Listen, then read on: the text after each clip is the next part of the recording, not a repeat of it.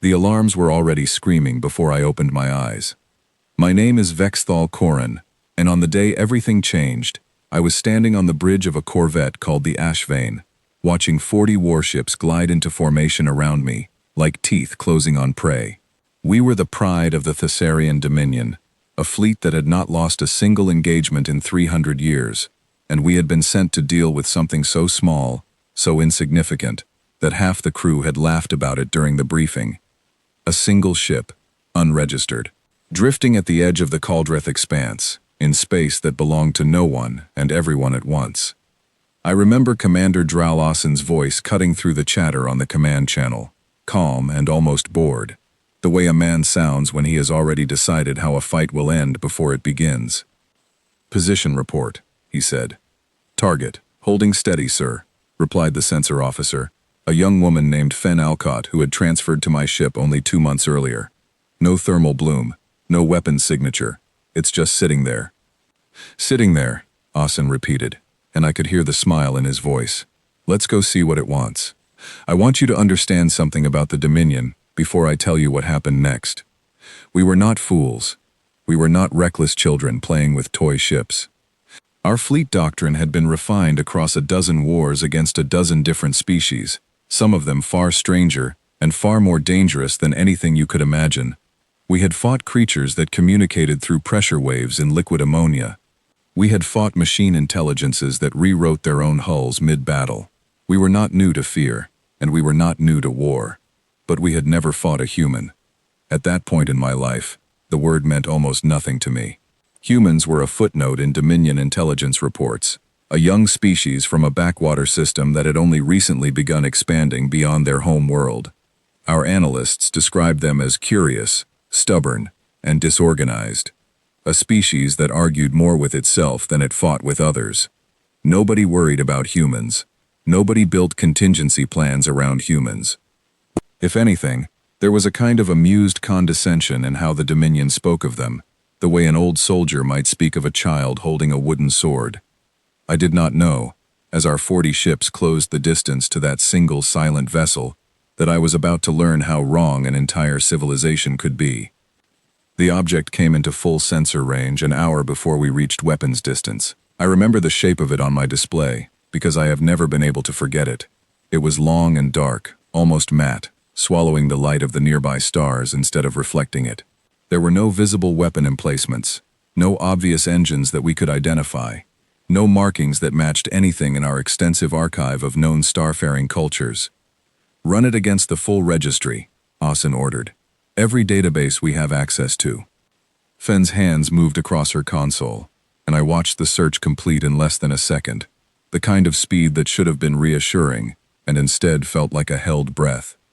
"No match, sir," she said. "Nothing close." "Hail it," Austin said. We hailed it, every frequency we knew, every protocol our diplomats had ever used to greet a new species, every combination of light and sound and mathematics that had ever worked before. The ship did not answer. It did not move. It did not power up any system we could detect. It simply sat there, patient in a way that felt less like ignorance and more like indifference, the way a mountain does not answer when you shout at it. I felt the first cold thread of unease slide down my spine, though I could not have told you why. There was nothing threatening about a silent, unmoving object, and yet something about its stillness bothered me more than aggression would have. "Sir," I said, breaking my own silence for the first time that day, a mission to suggest caution. Austin turned in his chair to look at me through the shared visual feed between our ships. He was an old officer, gray at the temples, with the kind of confidence that comes from decades of being right. "Noted, Vexthal," he said, not unkindly. "But we did not bring 40 ships out here to admire the view. Command wants answers, and that thing is not giving us any by sitting still. We will encourage it to respond." "A warning volley," he continued, addressing the fleet. "Nothing lethal. Just enough to make it understand that we are serious, and that continued silence is not an acceptable answer." I have replayed that order in my mind more times than I can count in the years since. I have asked myself whether there was anything Austin could have said differently, any word that might have changed what came next. I do not believe there was. We were a fleet built on centuries of victories, and victories teach you that strength speaks clearly, and threats work. Nobody on that bridge, myself included, understood that we were speaking a language the ship in front of us had already stopped listening to. The order went out. 6 of our escort vessels, positioned at the edges of the formation, prepared a coordinated barrage designed to strike near the target without causing catastrophic damage. A calculated show of force meant to provoke a response rather than destroy. I watched the targeting solutions lock. I watched the countdown reach its final seconds.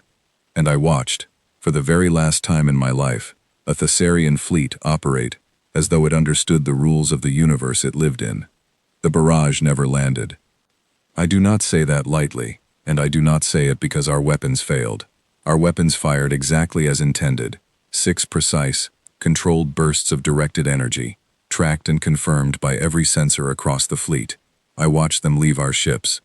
I watched their projected paths on my display, converging toward a point just ahead of the silent vessel's hull.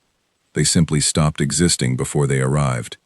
There was no explosion, no visible countermeasure, no beam intercepting them from the target ship. Our own weapons fire simply ceased to be tracked by our sensors partway through its flight, as though something had reached out and erased it from the story of what was happening. 3 separate times across 3 separate weapons systems, all within the same half-second. For a moment, the bridge was silent. I remember Fen Alcott's voice, small and unsteady, saying, "Sir, I don't understand what I'm looking at." Austin did not answer immediately. I watched him lean forward in his chair, staring at the same impossible readout we all were, his confidence cracking for the first time since I had known him. "Reacquire the barrage," he said. "Confirm status." "There's nothing to reacquire, sir," Fen said. "The projectiles are gone, not intercepted. Gone. There's no debris, no residual energy signature, nothing." I want to tell you that I understood, in that moment, what was coming. I did not. None of us did. We had spent our lives believing that the universe operated according to knowable rules, that weapons behaved predictably, that force met force in ways you could calculate and plan around. What we were looking at broke that assumption so completely that our minds simply refused, for several long seconds, to process what it meant. It was Austin who finally gave the only order left to give. "All ships," he said, and his voice had changed, had lost its warmth and taken on something sharper, something that sounded almost like the beginning of fear. "Prepare for immediate engagement. Full defensive posture. I want." He never finished the sentence. I have tried, many times, to describe what happened in the next 30 seconds to people who were not there, and I have never found words that feel adequate. It was not a battle. A battle implies exchange, implies 2 sides doing something to one another, implies a kind of terrible conversation carried out in fire and force. What happened to our fleet was not a conversation. It was closer to erasure. The flagship went first. I did not see what struck it. There was no warning flash, no visible beam, no missile trail arcing across the black between us. One moment, it was there on my display, a familiar shape I had looked at 1,000 times during training, a vessel that carried nearly 1,000 souls, including officers I had eaten meals with, argued with, respected. The next moment, its icon on my tactical display simply blinked from green to red, and its transponder signal cut to static mid-transmission. I heard it happen over the open channel. I heard the beginning of someone's voice, cut off in the middle of a word I will never know the rest of, replaced by a burst of noise, and then nothing at all. "Confirm status of the flagship," Austin said, and even as the words left his mouth, I understood that he already knew, that we all already knew, and that some part of him was simply refusing to accept it, the way I had refused to accept the impossible sensor readings moments earlier. Nobody answered him. There was nothing left to answer with. I turned my attention to my own display, and I watched, in a kind of paralyzed horror I have never experienced before or since, as ship after ship blinked out of existence around me. There was no pattern to it that I could identify in the moment, no order of attack, no visible strategy. It was simply as though something vast and patient had reached into our formation and begun plucking ships away one at a time, faster than our sensors could log the method, faster than our minds could process the loss. 5 ships! 12, 20, I stopped counting somewhere near the middle of the fleet, not because I lost track deliberately, but because my mind simply refused to keep tallying the deaths of people I had trained alongside, had shared quarters with, had once complained about long deployments with overshared meals in cramped mess halls. Austin's own ship, the flagship's escort, and the vessel he had transferred his command flag to only weeks earlier, went dark in the final moments of that half-minute of horror. I heard nothing from him at all. No final order, no warning. His icon simply changed color, and the channel that had carried his voice for the entire mission fell permanently silent. My own corvette survived only because of an accident of positioning that I have never stopped thinking about in the years since. We had fallen slightly behind the main formation during the initial approach. A minor navigational lag, caused by a course correction Fenn had made only minutes before the engagement began. That handful of kilometers, that handful of seconds of distance, was the only reason I am alive to tell you this story at all. I watched the last of our fleet disappear from the display, and then I watched the silent, dark ship at the center of it all simply sit there, unmoving, exactly as it had been before we arrived, as though nothing at all had happened, as though 40 warships and thousands of lives had not simply ceased to exist in the span of half a minute. "Fenn," I said, and my voice did not sound like my own. "Get us out of here, now." She did not need to be told twice. I felt the corvette's engines strain as we turned away from the wreckage field that had, minutes earlier, been the pride of the Thessarian Dominion, and began the long, silent retreat back toward home space. I remember looking at the debris scattered across my display, small fragments of hulls that had once carried names and crews and histories, tumbling slowly in the dark, lit only by the distant light of stars that did not care what had happened beneath them. I did not speak again for the entire journey back. Fenn did not either. There was nothing to say that could have made sense of what we had witnessed, and I think some part of both of us understood, even then, that trying to explain it in words would somehow make it smaller than it truly was, would reduce something incomprehensible into a story that could be told, and therefore contained. I kept replaying it anyway, alone in my quarters during the long transit home. I kept trying to find the moment where things could have gone differently, the order that could have been given instead, the caution that might have saved even a fraction of the lives lost. I found nothing. There was no version of that encounter, given what we knew and what we believed about the universe, where we would have acted any differently. That was the part that frightened me most, more than the deaths themselves, more than the impossible weapon that left no trace. It was the understanding that everything we knew, every lesson learned across centuries of war, had prepared us perfectly to walk into a slaughter we could not have predicted or prevented. We had sent 40 ships to investigate a quiet, unmoving vessel at the edge of contested space, confident in our strength, confident in our experience, confident that whatever waited for us there would behave according to rules we understood. We had been wrong in every possible way, and I was the only one left who would have to explain how wrong we had been to people who would not want to believe me. As my corvette crossed back into Dominion space, its hull scarred only by the ordinary wear of a long journey, and not by any weapon at all, I understood that the story I would have to tell was one that no one back home was prepared to hear. I did not yet know how much worse that reception would be than the encounter itself. I did not yet know that surviving the battle was only the beginning of a much longer and much stranger ordeal. I did not yet know that the ship we had encountered was not, by the standards of the beings who built it, even considered a warship at all. All I knew, as the lights of the nearest Dominion outpost finally came into view on my display, was that something had happened out in the dark that changed the shape of everything I believed about strength, about safety, and about the universe we lived in. And somewhere behind me, unmoving, patient and utterly untroubled by what it had done, a single silent ship remained exactly where it had always been, waiting for whatever came next.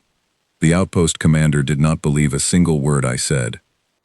I stood in a debriefing room 3 days after returning from what remained of our fleet, facing a panel of officers who looked at me with the particular kind of suspicion reserved for survivors of disasters too large to make sense of. My name had already spread through the station by the time I arrived, whispered in corridors and mess halls, always followed by the same disbelieving question. 40 ships, gone, and only a single corvette limping home to tell the tale. It sounded, even to my own ears, like the beginning of a lie. "Let me understand this correctly," said Counselor Miradoth, a civilian oversight officer with sharp eyes and sharper questions, seated at the center of the panel. "You are telling us that a single unregistered vessel, with no visible weapons and no detected power signature, destroyed an entire Dominion battle fleet in under a minute, using a method your own sensors could not identify." "Yes," I said. "And you survived because your ship happened to be lagging slightly behind the formation." "Yes. That is convenient," she said, and the way she said it made it clear she did not mean it as a compliment. I understood, even as the accusations began, that I could not blame them entirely. If someone had told me the same story 3 days earlier, before I had lived through it myself, I would have doubted them too. It is one thing to hear about impossible violence from a distance. It is another thing entirely to have watched it happen with your own eyes, to have heard the static where a friend's voice used to be. The gap between those two experiences is wide enough to make even honest testimony sound like fiction. They took me through interrogation after interrogation, first with ordinary officers, then with intelligence specialists who asked the same questions in different orders, searching for inconsistencies that might reveal a lie. I understood the strategy. If I had invented the story, repeated tellings would eventually produce contradictions. My story never changed, not because I was clever enough to maintain a fabrication, but because I was simply describing, as precisely as I could, exactly what I had lived through. Eventually, when questioning failed to produce the confession they seemed to expect, they moved to more invasive methods. I was given compounds meant to loosen the boundaries of memory, meant to reveal whether trauma or delusion had reshaped what I believed I had seen. I answered every question under their influence exactly as I had answered them before. My account of the flagship's destruction did not waver. My account of the silent, dark ship that had erased our weapons fire before it could even land did not waver either. I remember, during one of these sessions, a young medical officer leaning close to me and asking, in a voice that seemed almost gentle compared to the harshness of the panel above, "Do you understand why we have to be sure? An entire fleet. Command cannot simply accept a story like yours without exhausting every alternative first." "I understand," I told her, and I meant it. I would ask the same questions if our positions were reversed. I only wish someone would ask a different question too. Not whether I am lying, but what we are going to do about the thing that is still out there. She did not have an answer for that, and neither, for the following 2 weeks, did anyone else. The political fallout spread faster than any official acknowledgement of the disaster. Word travels through a fleet, the way water finds its way through cracked stone. Impossible to fully contain no matter how tightly command tries to seal the narrative. Within days, rumors had reached Allied embassies across 3 neighboring systems, each version more distorted than the last. Some said the Dominion fleet had been destroyed by an internal rebellion. Others claimed it had been a training accident, a catastrophic failure of our own weapons systems turned inward on ourselves. A few, closer to the truth than anyone in command wanted to admit, whispered that an unknown power had appeared at the edge of known space and annihilated 40 ships without taking a single point of damage in return. I watched, from the isolation of my quarters on the outpost, as ambassadors from rival powers began making pointed remarks in diplomatic broadcasts, careful not to name the Dominion directly, but unmistakable in their meaning. A voice from the Keth Assembly, a longtime rival power we had clashed with over border disputes for generations, observed during a public address that even the mightiest fleets sometimes discover the limits of their own confidence. It was not a declaration of war. It was something almost worse, a quiet, public humiliation delivered with a smile, the kind of wound that does not bleed, but never quite heals either. Inside the Dominion itself, factions that had spent years chafing under the current leadership saw an opportunity in our disaster. I heard, secondhand, of counselors demanding investigations, not into the mysterious vessel, but into the competence of the officers who had sent 40 ships to their deaths. I understood the impulse. It is easier to believe that human error caused a tragedy than to accept that something entirely outside your understanding might exist in the universe, patient and untouchable, waiting at the edge of your territory. For nearly 2 weeks, I existed in a strange kind of limbo, neither cleared of suspicion nor formally charged with anything, held in a status that felt less like protective custody and more like quiet containment. I was permitted no contact with press, no contact with family, no contact with anyone beyond the officers assigned to question me. I spent long hours simply staring at the ceiling of my quarters, replaying the 30 seconds of the battle again and again, searching for any detail I might have missed, any clue about the ship's true nature that could explain what we had witnessed. The breakthrough, when it finally came, did not come from anything I said. It came from the black box recovered from my own corvette, the HFY, which had automatically transmitted its full sensor logs to a relay buoy during our retreat, a standard safety protocol that I had entirely forgotten about in the chaos of survival. An independent artificial intelligence arbiter, a system used by the Dominion specifically because it held no political loyalties and could not be pressured by any faction, was brought in to analyze the raw data. I was present for the review, seated at the back of a crowded briefing room, watching officers and counselors alike grow pale as the recorded footage played across the main display for the first time. There it was, exactly as I had described it. The silent ship, the warning volley launching from our escort vessels, the impossible moment where our own weapons fire simply ceased to exist mid-flight, tracked by 3 independent systems until they vanished from every sensor at once, and then the slaughter, unfolding exactly as I had told them, ship after ship blinking from green to red on the tactical display, faster than any known weapon system should have allowed. The arbiter's assessment, delivered in the flat, uninflected tone that only a machine intelligence could manage, was the single piece of testimony that finally shifted the room's understanding. The sensor data is internally consistent and shows no evidence of tampering or fabrication, it said. The described events, however implausible they may appear given known weapons technology, are supported by every available data source. The survivor's testimony matches the recorded footage in full. I watched Counselor Mira Doth's expression change as the analysis concluded, watched the sharp suspicion in her eyes soften into something closer to dread. It was, I think, the moment she and the rest of the panel finally allowed themselves to believe what I had been telling them from the very first day, not because I had convinced them, but because a machine with no stake in the outcome had confirmed it in language they could not dismiss. "Officer Corrin is cleared of all suspicion," she said finally, her voice quieter than I had heard it in any of our previous sessions, effective immediately. There was no apology offered, not directly, though I understood that within the rigid structure of Dominion Command, formal exoneration was itself a kind of apology, an acknowledgement that I had been telling the truth all along, while an entire system of officers and counselors had refused to believe a single word of it. What followed the exoneration was, in some ways, more unsettling than the suspicion had been. Now that my account was accepted as fact, the full weight of what it meant began to settle across the highest levels of Dominion Command. A single unregistered vessel, with no visible power signature, had destroyed 40 warships in under a minute, and suffered no detectable damage in return. It had done so without any apparent weapon our sensors could trace, using some method that erased incoming fire before it could even complete its flight path. I was brought into rooms far above my rank in the days that followed, seated across tables from admirals and strategists who had, only weeks earlier, dismissed my testimony as either delusion or lie. Now they wanted every detail I could provide, every fragment of memory, every impression I had formed during those 30 seconds of horror. I told them everything I could remember, though I confess there was little more to add beyond what the recovered sensor logs had already shown.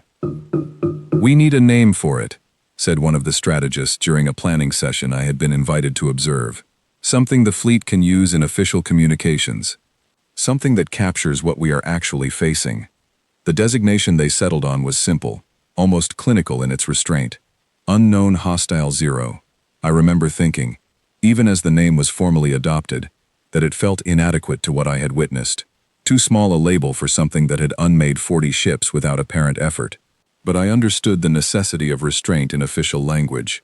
Fear given a grand name only grows larger in the retelling, and the Dominion needed, more than anything else in that moment, to appear as though it still understood the shape of the threat it faced. We did not, in truth, understand the shape of it at all. We did not know where the vessel had come from. We did not know what species had built it, though a handful of analysts had begun quietly circulating theories, most of them dismissed as too far-fetched to take seriously. Nobody, in those early days, seriously considered the possibility that the vessel belonged to humanity, a species our own intelligence reports had spent years describing as young, disorganized, and hardly worth close attention. I remember one analyst, a quiet researcher named Osrin Vale, who had spent years studying fringe species along the outer trade routes, raising the possibility during a briefing and being met with polite, dismissive laughter from the rest of the room. "With respect," said one of the senior strategists, not unkindly, "we have all read the reports on the humans. Argumentative, fractured, barely capable of agreeing among themselves on basic policy, let alone fielding a weapon capable of what we witnessed. I think we can set that particular theory aside." Osrin did not argue the point further, though I noticed, in the weeks that followed, that he continued quietly gathering data on human border activity whenever the opportunity arose, unconvinced by the dismissal, even as he did not push against it directly. I did not think much of his persistence at the time. I had no reason to. Like everyone else in that room, I found it easier to imagine an entirely unknown power appearing from nowhere than to imagine that a species we had spent years underestimating might be capable of something so far beyond our own understanding of warfare. It would be some time before I learned how wrong that assumption truly was, and by the time I did, the Dominion had already made the decision that would lead to an even greater disaster than the one I had barely survived. Pride, wounded and humiliated by a defeat it could not explain, is rarely satisfied by caution. It demands, instead, a second chance to prove that the first defeat was an anomaly rather than a revelation. I did not know it yet, sitting in that briefing room surrounded by officers, still struggling to accept what a single machine intelligence had confirmed as fact. But the Dominion was already beginning to plan its response.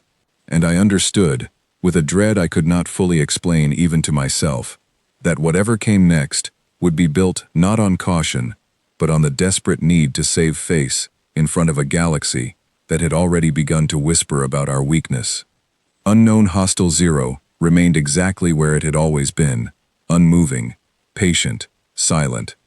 And somewhere in the vast records of Dominion intelligence, largely ignored, sat a handful of quiet reports about a young species called humanity, expanding steadily along its border, entirely unaware of how close we had already come to learning the truth about what it was truly capable of. Pride is a strange kind of wound. It does not bleed, and it does not show on any scan, yet it can drive an entire civilization toward decisions that a calmer mind would never approve. I learned this lesson slowly, over the weeks that followed my exoneration, as I watched the Dominion's response to unknown Hostile Zero shift from investigation into something closer to obsession. It was no longer enough to understand what had happened to our first fleet. Command wanted, more than anything else, to erase the humiliation of that defeat, to prove to every rival power watching from the shadows of diplomatic channels that the destruction of 40 ships had been an aberration rather than a demonstration of true weakness. I was summoned to a planning session 3 weeks after my exoneration, held in a chamber far grander than any briefing room I had previously entered, its walls lined with the crests of Dominion battle fleets going back centuries. Admiral Cor Vantesh presided over the meeting, a broad-shouldered officer, known throughout the fleet for his caution and his careful, methodical approach to warfare. I had expected, given his reputation, that he might argue against any hasty retaliation. Instead, I found him already committed to a plan that had clearly been forming since the moment my testimony was confirmed. "We cannot allow this to stand," he said, addressing the assembled officers and counselors with a quiet intensity that filled the room more effectively than shouting ever could. Every day that unknown Hostile Zero remains unanswered, 3 more Allied delegations quietly reconsider whether the Dominion is still a power worth aligning with. We are not simply defending territory. We are defending the credibility of everything we have built across 3 centuries. I understood the logic, even as some part of me recoiled from it. A single ship had destroyed 40 of our own, without taking damage in return, and the proposed solution was not caution, not patience, not further investigation, but a larger fleet, assembled specifically to overwhelm whatever the previous engagement had failed to overcome.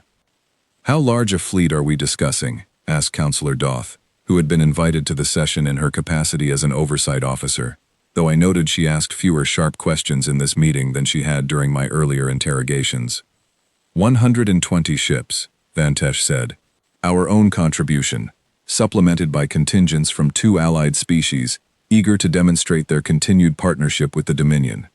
The Keth Assembly's mockery has not gone unnoticed, and I suspect our allies are equally aware that failing to respond decisively will be read across the galaxy as a sign of collective weakness. I remember the room's mood shifting subtly at the mention of allied participation, a kind of grim satisfaction settling over several of the officers present, as though the involvement of other species somehow made the coming engagement feel less desperate and more like a coordinated, confident response, rather than a wounded animal lashing out at what had hurt it. I was asked to serve as tactical advisor for the coming operation, given my unique first-hand experience with the enemy vessel's capabilities. I accepted the assignment, though not without reservations, that I voiced as clearly as I dared, in that room full of officers, eager to reclaim their pride.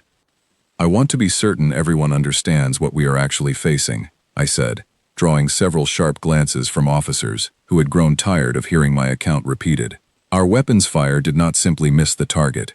It ceased to exist mid-flight, tracked and then erased by every sensor we had trained on it. We do not understand the mechanism. Doubling the size of our fleet does not necessarily double our chances if the underlying weapon remains a mystery to us.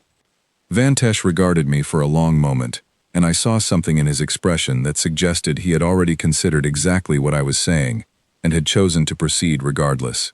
You are right to raise the concern, Officer Corrin, he said. But consider the alternative. If we do nothing, unknown hostile zero remains a permanent question mark at the edge of our territory, and every rival power in this region will eventually test whether that silence extends to their own ambitions along our borders. We cannot afford patience. We can only afford to prepare as thoroughly as possible and hope that greater numbers, combined with a more cautious approach, will reveal weaknesses the first encounter did not have time to expose. I did not argue further, though I left that meeting with a knot of unease in my chest that never quite loosened over the following weeks of preparation. There is a particular kind of dread that comes from watching people you respect walk deliberately toward a danger you have already survived once, armed with confidence that you know, from bitter first-hand experience, may not be enough. The weeks of preparation that followed were, in their own way, more unsettling than the battle itself had been. I watched engineers retrofit our ships with expanded sensor arrays, hoping to capture more detailed data on whatever weapon the enemy vessel employed. I watched strategists design formations meant to spread our fleet across a wider area, reducing the risk that a single, rapid method of destruction could sweep through an entire concentrated group, as it had done before. I watched diplomats from 2 allied species arrive at our staging point, their own ships joining the growing fleet, their officers exchanging polite but strained greetings with Dominion counterparts who still carried the quiet humiliation of the first engagement in the set of their shoulders. I met, during this period, a young allied captain named Rowan Ashcombe, an officer from a species I had rarely interacted with directly before, commanding one of the frigates contributed to the joint fleet. He found me during a rare quiet moment in the staging area, curious about the details of the first engagement that had, by then, spread in whispered fragments across every allied network. Is it true? He asked me, his voice carrying the particular blend of curiosity and disbelief I had grown used to encountering, that the enemy ship did not fire a single visible shot? It is true, I told him. I watched our own weapons disappear before they reached it. I still do not fully understand how. He was quiet for a long moment, studying me with an expression I found difficult to read. And yet you are here again, he said, advising a fleet 3 times the size of the one that was destroyed. I am here because I do not know how to refuse an order that might save even a handful of lives, if my knowledge proves useful, I said. But I will not pretend to you that I believe greater numbers alone will be enough. He nodded slowly, and something in his expression suggested he shared my unease, though neither of us gave voice to it further in that moment.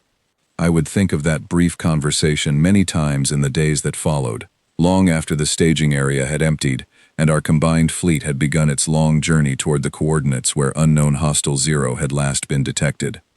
We tracked the vessel's recent movements through a combination of long-range sensor sweeps and cautious probe deployments, careful never to approach closely enough to provoke the kind of response that had destroyed the first fleet.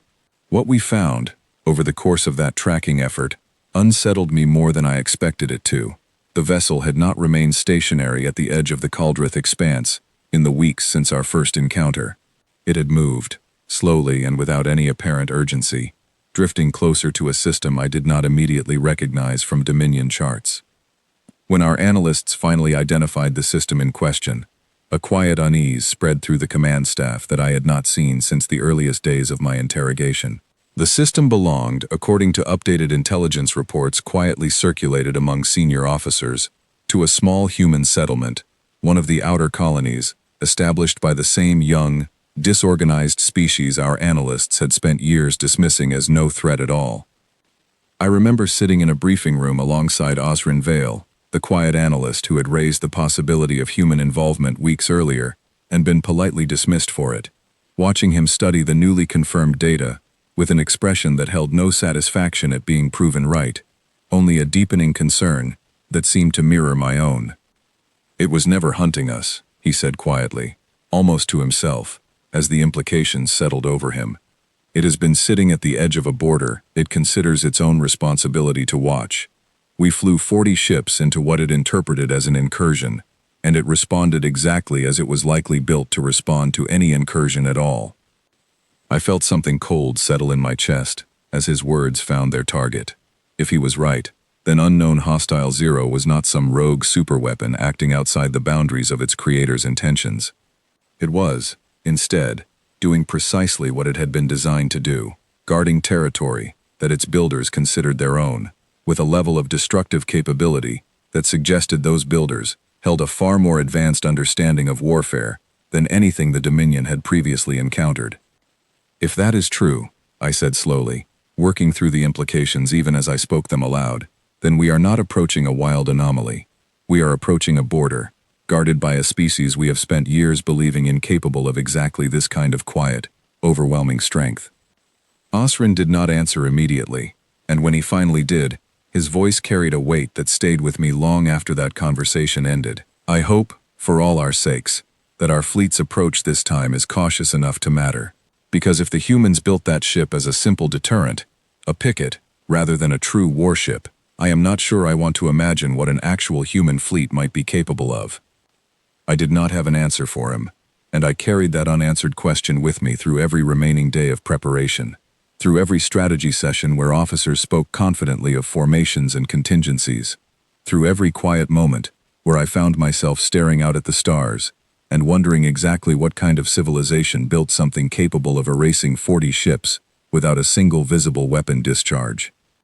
Our combined fleet of 120 vessels finally departed the staging point, on a morning I remember, with unusual clarity, the kind of clarity that comes only in hindsight, once you understand that a particular moment marked the last quiet threshold before everything changed irrevocably. I stood on the bridge of a Dominion cruiser this time, no longer relegated to a lagging corvette at the edge of the formation, but placed instead near the heart of the fleet as its designated tactical advisor, surrounded by officers who trusted my account of the enemy's capabilities, even as they remained confident that greater numbers and wider formations would succeed where a single unprepared fleet had failed. I did not share their confidence. I had watched, with my own eyes, 30 seconds unmake an entire battle group, and I understood, with a dread I could not fully articulate even to myself, that we were sailing toward a border guarded by something far beyond anything our doctrine had prepared us to face. Behind us, the staging point grew smaller against the vast dark of space, and ahead of us, somewhere near the quiet edges of a young human colony, Unknown Hostile Zero waited, patient as it had always been, entirely unaware, or entirely unconcerned, that a fleet 3 times the size of the first was now approaching the same border it had already defended once before. The journey toward the border took 11 days, and I spent every one of them trying to convince myself that this time would be different. I want to describe, honestly, the particular texture of those 11 days, because I think it says something important about how disasters compound upon one another when pride refuses to yield to caution. Our combined fleet moved slowly and deliberately, spread across a formation 3 times wider than the one we had used during the first engagement, every ship maintaining careful distance from its neighbors, in the hope that no single method of attack could sweep through our numbers as efficiently as it had before. Sensor drones preceded the main formation by several hours, feeding back a constant stream of data on the region surrounding the human colony we were approaching. I spent much of that journey working alongside Admiral Vantesh's tactical staff, reviewing every fragment of data we had gathered on the enemy vessel's previous behavior, searching for patterns that might reveal something useful about how it operated. I found myself returning, again and again, to a detail that had troubled me since the earliest days of my exoneration. The ship had not fired on us immediately.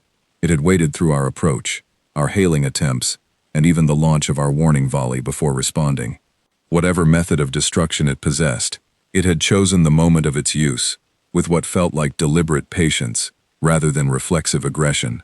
"It is not simply a weapon," I said, during one of our strategy sessions, trying to articulate an instinct I had carried since the first battle, but had never quite found the words for. "A weapon reacts. This ship waited. It allowed us to commit to an aggressive act before responding. That suggests either a very sophisticated set of engagement protocols or a controlling intelligence patient enough to let a threat fully reveal itself before acting."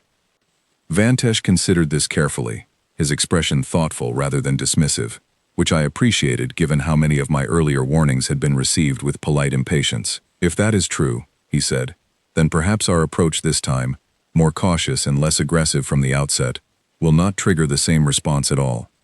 I wanted, badly, to believe he was right. Some part of me clung to the hope that a wider formation, a more careful approach, and strict orders against any offensive action, unless directly threatened, might be enough to avoid repeating the disaster of the first encounter. I did not yet understand how thoroughly that hope would be dismantled. We received our first visual confirmation of the human colony 3 days before reaching the border region, where unknown hostile Zero had last been detected. I remember studying the images our probes had gathered, struck by how ordinary the settlement appeared. Modest agricultural domes, a handful of small orbital platforms clearly built for commerce rather than warfare. Nothing about the visible infrastructure suggested a civilization capable of building the vessel that had destroyed our first fleet. If anything, the modesty of what we observed only deepened my unease, because it suggested that whatever weapon unknown hostile Zero represented was not the product of some hidden, specialized military project, but something ordinary enough to be stationed at the quiet edge of an unremarkable colony. On the 9th day of our approach, our sensor drones finally detected the vessel itself, positioned almost exactly where it had been during our first encounter, unmoving, silent, and apparently unconcerned by our slow, deliberate approach.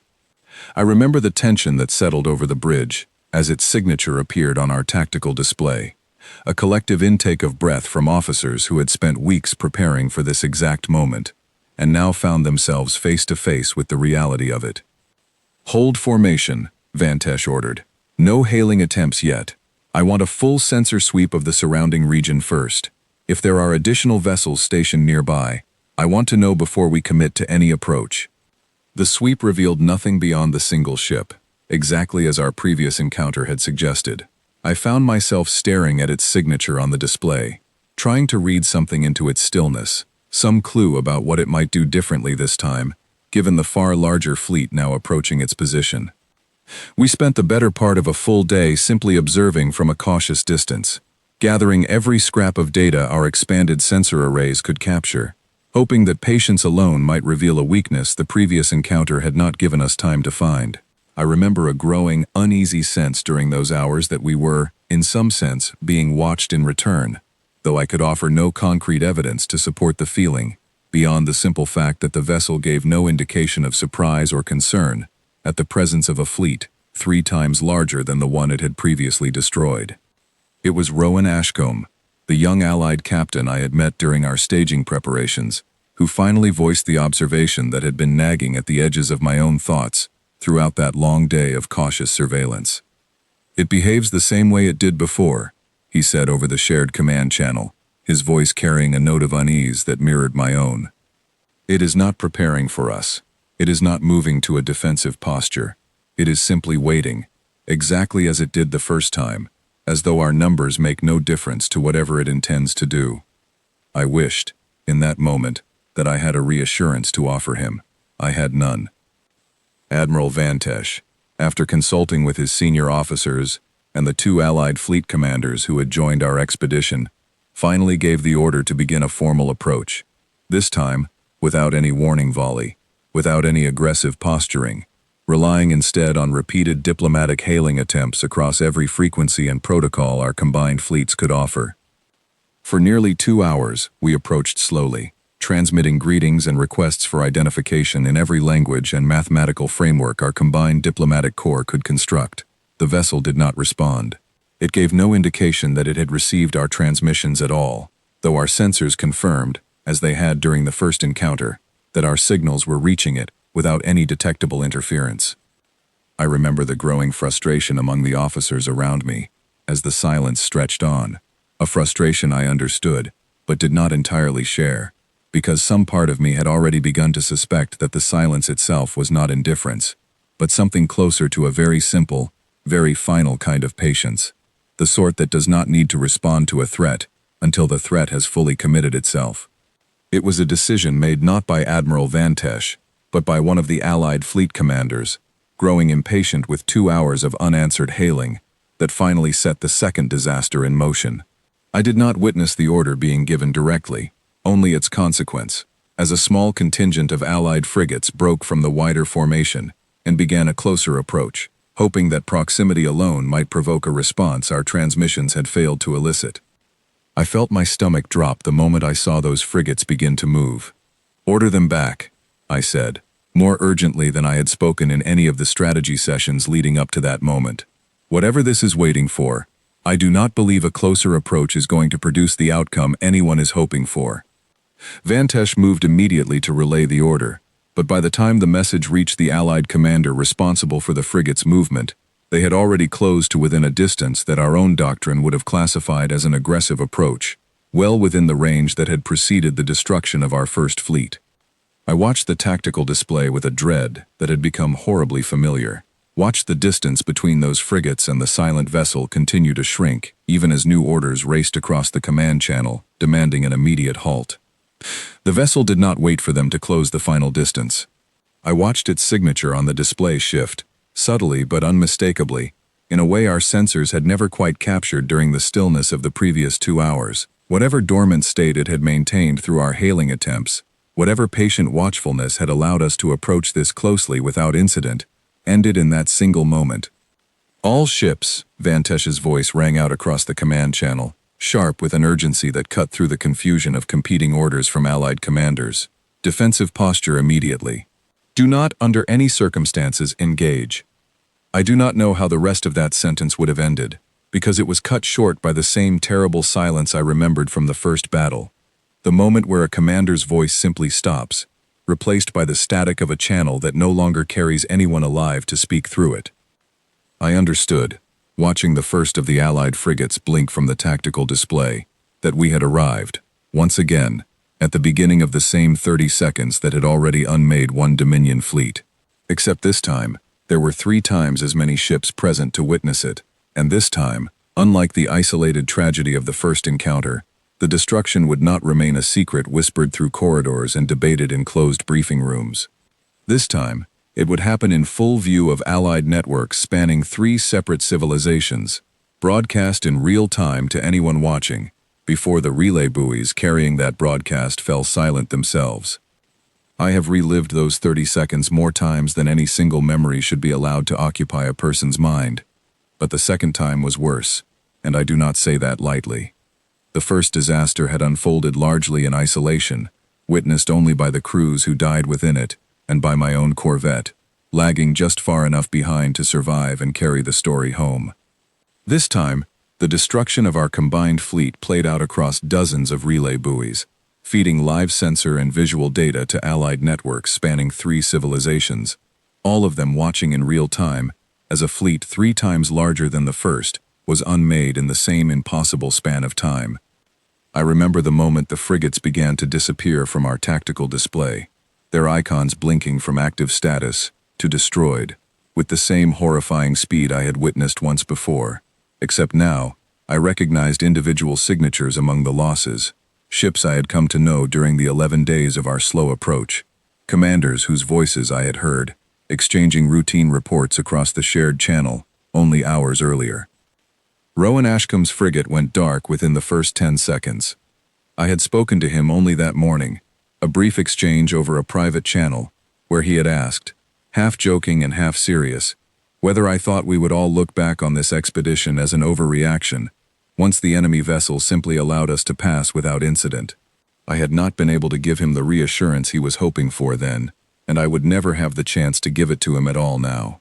His ship's icon shifted from green to red on my display, and the brief burst of static that followed carried no final words, no warning, nothing but the abrupt silence that had become the terrible signature of this enemy's method of war.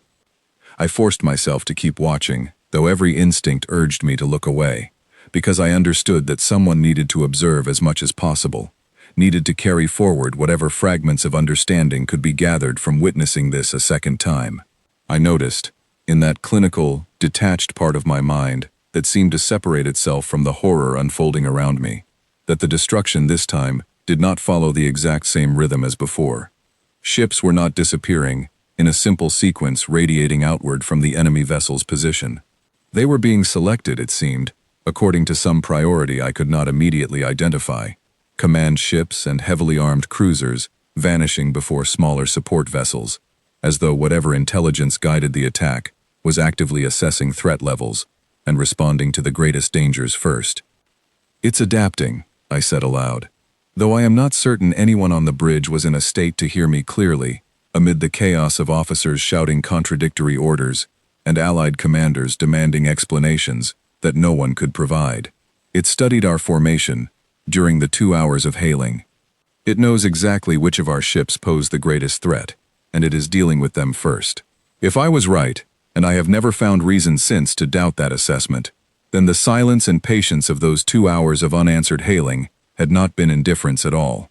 It had been observation, careful and thorough, conducted while our combined fleet approached slowly enough to reveal every detail of its own strength and structure, information that the enemy vessel then used with terrifying efficiency once the frigate's aggressive approach finally triggered its response. I watched Admiral Vantesh's own cruiser vanish from the display less than 15 seconds into the engagement, his voice cutting off mid-sentence, in exactly the same manner Commander Ossens had during the first disaster. I felt something cold and final settle over me in that moment, an understanding that command of this operation, along with any hope of a coordinated retreat, had effectively ended the instant his ship was destroyed. The Allied fleet commanders fared no better. I heard, in fragments across the chaotic command channel, desperate orders being given by officers suddenly thrust into positions of authority they had never expected to hold, contradicting one another, some ordering an immediate full retreat, while others insisted on continuing to engage in the hope that concentrated fire from the remaining ships might finally land a hit. None of it mattered. Whatever method the enemy vessel used to erase incoming fire before it could strike continued to function exactly as it had during our first encounter, regardless of how many ships attempted to fire simultaneously or from how many different angles. I counted, this time, with a grim determination to bear proper witness rather than allowing the horror to blur into an incomprehensible mass of loss. 40 ships gone within the first 20 seconds, 70 by the time the half-minute mark approached. By the time the destruction finally slowed, of the 120 vessels that had approached that quiet border only hours earlier, fewer than a dozen remained, scattered and disorganized, their formations shattered beyond any hope of coordinated defense. My own cruiser, positioned nearer the heart of the original formation than my corvette had been during the first battle, should not have survived at all according to the pattern I had observed.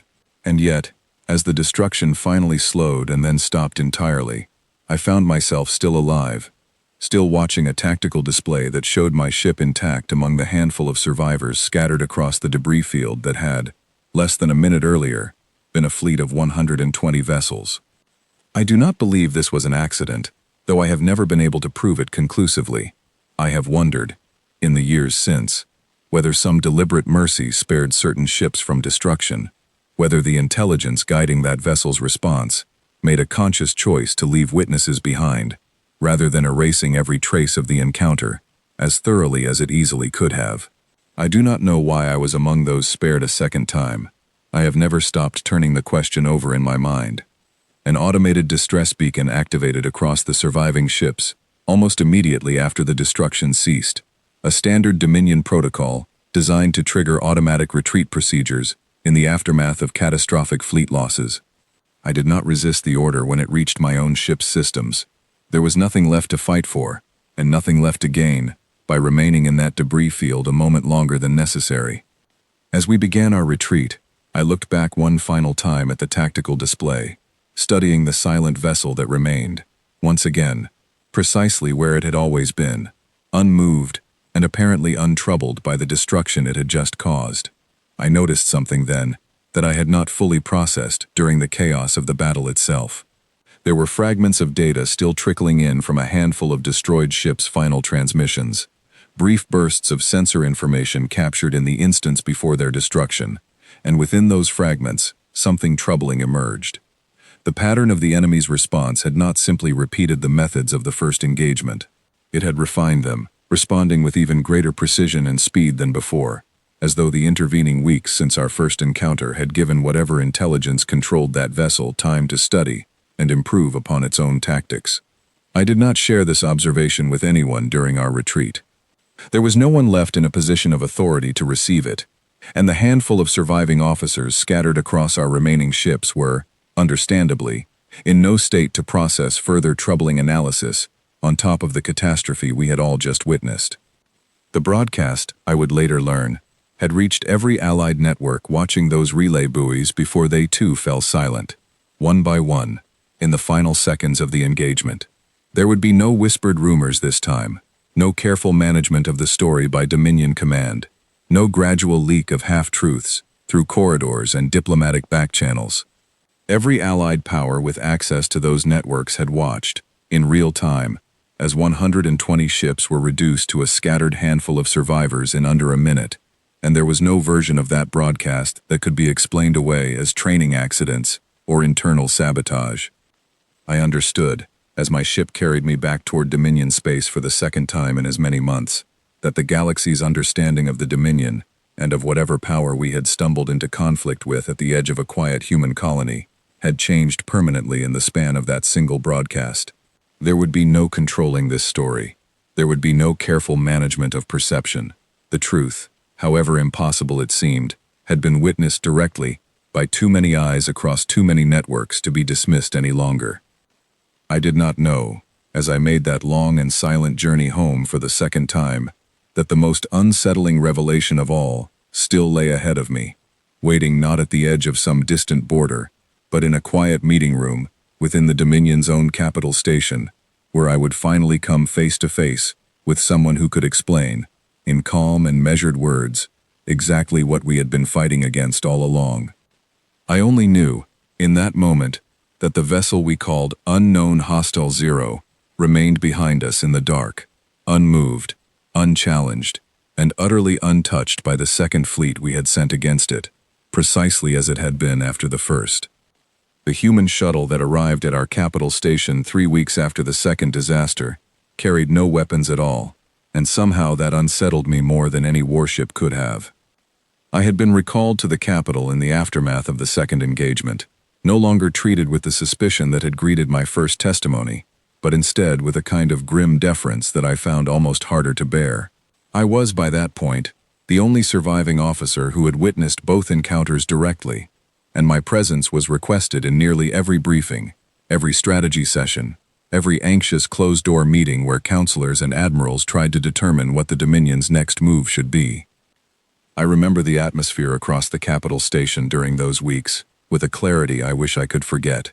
Where the first disaster had produced disbelief and quiet political maneuvering, the second produced something closer to genuine fear, spreading not just through Dominion Command, but through every Allied embassy that had watched the broadcast of our destruction in real time. Diplomatic channels that had once carried veiled mockery from rival powers now carried careful, anxious inquiries instead. Every neighboring civilization suddenly eager to understand exactly what force had appeared at the edge of known space, and whether it posed a threat to them as well. It was into this atmosphere of anxious uncertainty that the human shuttle arrived, entirely unannounced, requesting docking permission through a simple, almost startlingly polite transmission that reached our capital station's communication array on an ordinary morning, 3 weeks after the second battle. I remember the confusion that transmission caused among the station's command staff. A single, small, clearly unarmed vessel, identifying itself as a diplomatic courier representing something called the United Terran Assembly, requesting a formal audience regarding what it described, with an almost unsettling casualness, as a recent misunderstanding along a border region. I was summoned to the docking bay alongside a small delegation of senior officers and counselors, tasked with observing the arrival and providing whatever insight my direct experience with the enemy vessel might offer. I remember standing in that docking bay, watching the small shuttle settle into its assigned berth, and feeling a strange, disorienting mixture of dread and disbelief at how ordinary the craft appeared. It bore no resemblance at all to the silent, dark vessel that had erased 2 Dominion fleets. It was small, clearly built for comfort rather than combat, painted in simple, unremarkable colors that suggested nothing more threatening than a civilian courier service. The envoy who emerged from that shuttle was a woman named Ellen Marsh, dressed in plain, understated clothing that carried no visible military insignia at all. She greeted the assembled Dominion delegation with a calm, measured politeness that felt almost surreal given the circumstances that had brought her here. "Thank you for receiving me on such short notice," she said, her voice carrying the particular calm of someone entirely unbothered by the tension radiating from everyone around her. "I understand there have been some difficult losses recently, and I am here to help clarify what happened and to see what we can do to prevent anything similar going forward."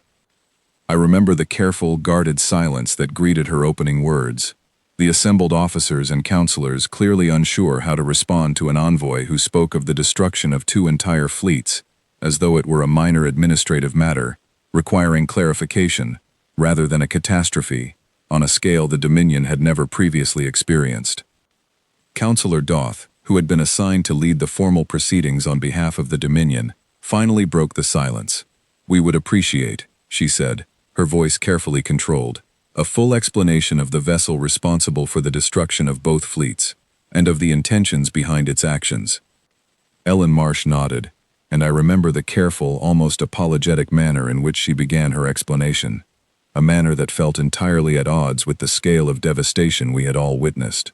"I want to start," she said, "by saying that what happened was, from our perspective, a genuine and deeply regrettable misunderstanding, and I am sorry for the losses your people have experienced as a result of it." I felt the room's tension shift subtly at those words, a strange, uneasy mixture of relief at the apparent sincerity of the apology and growing dread at what the explanation itself might reveal. "The vessel your reports refer to as Unknown Hostile Zero," she continued, "is what we call a border picket. It is not, by our own classifications, considered a warship at all. It is closer to what some of your own systems might describe as a Coast Guard cutter, a lightly modified survey and monitoring vessel stationed along the edges of settled human territory to observe and, if necessary, respond to unregistered incursions." I remember the silence that followed those words, a silence so complete that I could hear the faint hum of the station's ventilation systems in the background, ordinary and mundane, in a way that felt almost obscene, given what we were being told. "You are telling us," Admiral Vantesh's successor said slowly, his voice carrying a note of disbelief that mirrored my own, "that the vessel which destroyed 160 of our combined ships across 2 engagements is not, by your own standards, considered a true warship." "That is correct," Ellen Marsh said, her tone remaining carefully gentle, as though she understood exactly how devastating this information would be to hear. "It was placed on automated engagement protocols some years ago, standard procedure for pickets stationed in regions with minimal expected traffic, designed to respond decisively to any vessel that approached in an aggressive posture, without pausing for the extended verification process that a crewed response might normally undertake. When your first fleet launched a warning volley during your approach, the vessel's automated systems interpreted that action as a confirmed hostile engagement and responded according to its programmed protocols. I felt something cold settle in my chest as the full weight of her explanation began to register. Everything we had witnessed, every ship lost, Every officer and crew member who had died across 2 catastrophic engagements had been the result of an automated response system, reacting to what it perceived as a straightforward act of aggression, not a deliberate demonstration of overwhelming human military power, but simply a machine following its programming, with no consideration for the scale of the fleet it happened to be facing. And the second engagement, I found myself asking, unable to remain silent despite my junior status in that room full of senior officers and counselors. Our second fleet made no aggressive move for nearly 2 hours before a small contingent of Allied frigates broke formation to approach more closely. Why did the vessel wait so long before responding that time? Ellen Marsh turned her attention to me, and I saw something in her expression that I can only describe as quiet, genuine sympathy. The picket's automated protocols include an extended observation period for larger incoming groups, allowing it to assess the full scope of an approaching force before determining whether a response is warranted. Your first fleet's warning volley triggered an immediate response because it was interpreted as a direct and unambiguous act of aggression. Your second fleet's slower, more cautious approach extended that observation period considerably, but once a portion of your formation closed to what the system's protocols classified as an aggressive distance, it responded according to the same programming that governed its first engagement, adjusted only by the additional data it had gathered during its extended observation of your larger formation. I understood, in that moment, the terrible irony of what she was describing. Our caution during the second engagement, the very quality we had believed might prevent a repeat of the first disaster, had instead given the automated system more time and more data to refine its response before finally acting, resulting in an even more devastating and efficient destruction of our combined fleet than the first encounter had produced. This was, Counselor Doth said slowly, seemingly struggling to fully process the implications of what we had just been told, an unmanned system, acting entirely without direct human oversight or command. Yes, Ellen Marsh said simply. I understand how difficult that may be to accept, given the scale of what occurred.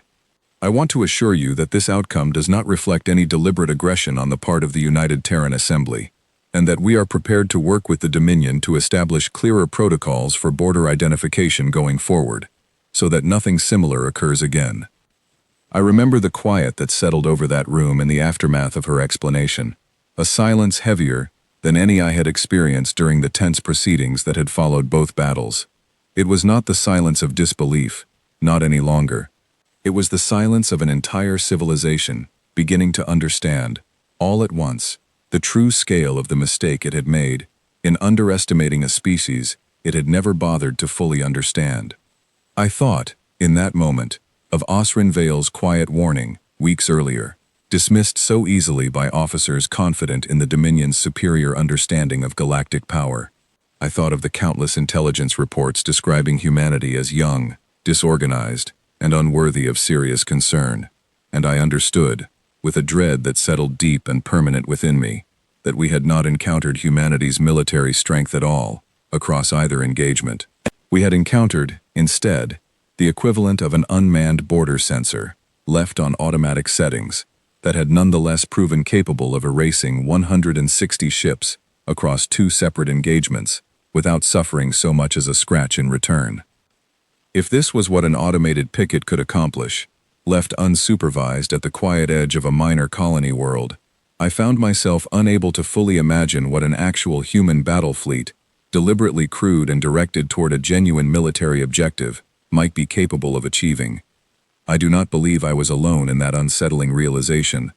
I watched it settle slowly across every face in that room, the quiet, dawning understanding that the Dominion had spent generations misjudging the true nature of a species it had never taken seriously, and that the cost of that misjudgment had already been paid in full by 2 entire fleets, and the countless lives lost within them.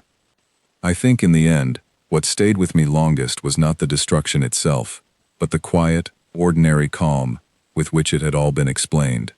In the weeks that followed Ellen Marsh's visit to the capital station, I watched the Dominion undergo a transformation unlike anything I had witnessed in my entire career. The proud, confident power that had once dismissed rival species with quiet condescension now found itself engaged in careful, almost anxious diplomatic outreach, eager to establish clear communication channels with a civilization it had, until recently, barely considered worth serious study. Formal delegations were dispatched within weeks, tasked with negotiating border identification protocols so precise and so cautious that some officers privately joked, with the particular dark humor that follows genuine trauma, that our ships would soon need permission simply to look in the direction of human space. I did not find the joke as amusing as some of my colleagues seemed to, having witnessed firsthand exactly what carelessness along that border could cost. I was asked, during this period, to help draft revised engagement protocols meant to prevent any Dominion vessel from ever again approaching human territory in a manner that might be misread as aggression, however unintentional. It was strange, meaningful work, and I found a measure of purpose in it that helped, slowly, to ease some of the weight I had carried since the first battle. I could not undo what had happened to either fleet, but I could, perhaps, help ensure that no future crew would have to learn the same lesson through the same devastating cost. The reaction across the wider galaxy was, in its own way, just as significant as the internal changes within the Dominion itself. The Keth Assembly, whose ambassadors had once mocked our defeat with quiet, pointed remarks in public broadcasts, grew notably silent on the subject once the full details of Ellen Marsh's explanation became widely known across Allied networks. I understood the shift in their tone perfectly well. It is one thing to mock a rival for losing a battle to a determined enemy fleet. It is another thing entirely to learn that the same rival was defeated, twice, by an unmanned sensor system that had never been intended as a genuine weapon of war in the first place. There was no safe way to mock that outcome without inviting uncomfortable questions about what a truly prepared human military might accomplish against anyone foolish enough to provoke it. I found myself, in quieter moments during this long process of diplomatic recovery, reflecting often on my own complicated feelings toward the species we had so thoroughly misjudged. There was fear in those reflections, certainly, an instinctive and entirely reasonable fear born of having watched, twice, as ships and crews I cared about were erased within the span of half a minute. But there was something else mixed alongside that fear, something closer to a reluctant, uncomfortable respect, the kind that comes from recognizing genuine capability, even when that capability has cost you dearly. I thought often of Osrin Vale during this period, the quiet analyst who had raised the possibility of human involvement so early, only to be dismissed with polite laughter by officers far more senior than himself. I sought him out, eventually, in the aftermath of Ellen Marsh's revelations, curious whether he felt any particular vindication in having been right when so many others had been wrong. I found him in a modest research office tucked away in a quiet corner of the capital station, still surrounded by the same quiet intensity I remembered from our earlier conversation. "I take no satisfaction in having been correct," he told me, when I raised the subject. "I would have much preferred to be wrong, and to have spared both fleets from what happened. But I confess I am relieved, in a strange way, that the truth finally came to light before we made an even larger mistake by escalating further, based on incorrect assumptions." I understood exactly what he meant. There had been, in the days immediately following the second disaster, quiet discussions among the most hawkish elements of Dominion Command about assembling a third fleet, larger still, determined to prove that no unknown power could stand against a sufficiently overwhelming Dominion response. Ellen Marsh's visit, and the humbling truth it revealed, had effectively ended those discussions before they could gain any real momentum. I do not know how many additional lives were spared by that timely intervention, but I suspect the number would have been considerable had we continued down the path of escalation. The Second Fleet's destruction had nearly set in motion.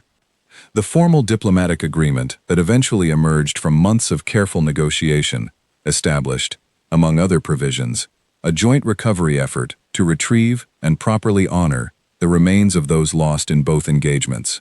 I was present, months after the second battle, when the first Dominion recovery vessels finally returned to the debris fields left behind by both disasters, working alongside a small human support team that had been dispatched specifically to assist in the delicate, difficult process of identifying and returning what could be recovered to the families waiting back home. I remember standing on the deck of a recovery vessel during that quiet, somber operation, watching the wreckage of ships I had once served alongside drift slowly past our viewports, and feeling a complicated mixture of grief and something approaching closure settle over me for the first time since the earliest days of the crisis. It was during this recovery operation that I encountered, for the final time relevant to this account, the silent border picket that had caused so much devastation and so much subsequent transformation within the Dominion.